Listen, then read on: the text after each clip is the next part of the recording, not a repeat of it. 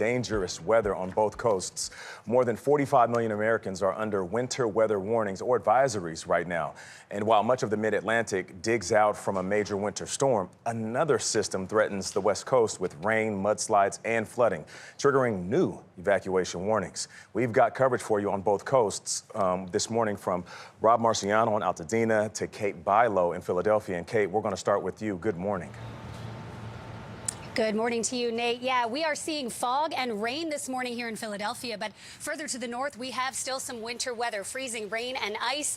Things are improving today, but this was a 1-2 punch for the east, and we're going to make it a 1-2-3 punch with that next storm getting here this weekend. You can see the fog behind me kind of obscuring the Philadelphia skyline. We got about 3 inches of snow in Philadelphia. It has pretty much all been washed away, but let's recap some of what we saw here over the past few days. Residents in parts of New York and New Jersey saw up to 1 inch per hour snowfall rates with the storm that came through Tuesday night into Wednesday.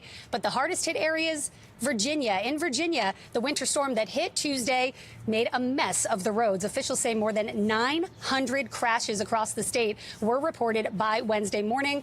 And in Oklahoma City, officials reported several crashes yesterday due to icy roads and freezing temperatures. Meanwhile, across the southeast, it was rain and storms. Several states dealing with heavy rain, flash flooding, and the risk of tornadoes as that same system, that 1-2 punch, pushed on through. Take a look at that. What a mess it was. Officials say a tornado struck the city of Columbia, Mississippi, about 80 miles southwest of Jackson.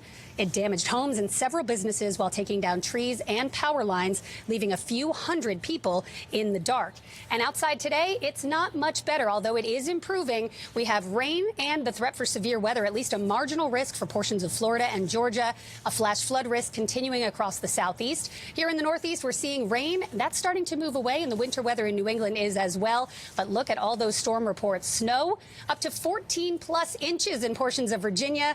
And we've, of course, got those tornado reports down in the southeast. We're preparing for another hit this weekend from a storm coming on shore in California today. And we're going to shift our coverage over, of course, to meteorologist Rob Marciano, who is live in Altadena, California, with more on that threat. Hi, Rob.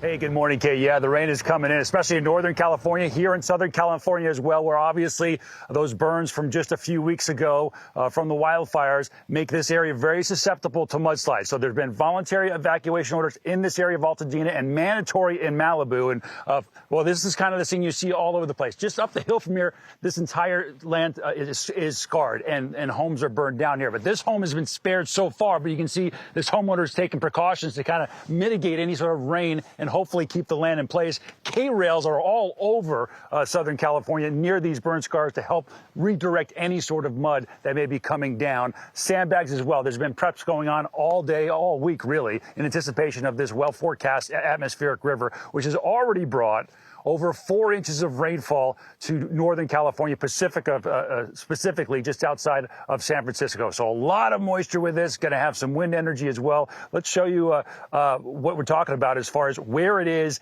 and when it will be coming through Southern California. And that will happen later on this afternoon. Look at this. This is a well-developed, this is the biggest, most developed system for Southern California this season. And we'll be having the highest impacts later on this afternoon through tonight. And when it comes through, we might even see some thunderstorms. And that's not so much how much rain we'll get, 2 to 3 inches is what we anticipate. It's the rain rates. And when we get them over an inch an hour, that's when these hillsides are going to start to slide. We have a moderate risk. That's level 4 out of 5, Gayle, of seeing flash flooding and potential mudslides. So a very dangerous situation here over the next 12 to 24 hours. Gayle? All right, Rob and Kate, thank you very much.